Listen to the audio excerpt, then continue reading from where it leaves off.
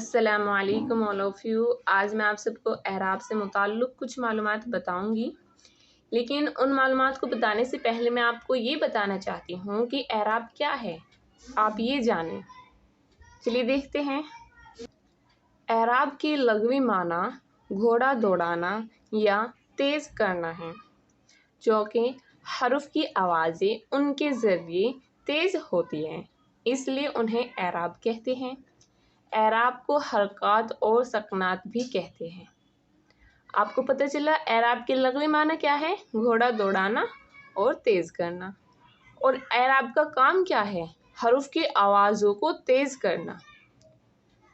حروف کی جو آوازیں ہمارے حلق سے تیز یا کم نکلتی ہے وہ اعراب کے ذریعے ہی نکلتی ہے۔ ٹھیک ہے، چلیے دیکھتے ہیں اعراب کی قسم۔ اعراب کی 8 قسمیں ہوتی ہیں۔ پہلی ہے زبر، دوسری زیر، تیسری پیش، چوتھی سکون یا جزم، پانچویں مد، چھٹی تشدید، ساتویں تنوین، آٹھویں وقف۔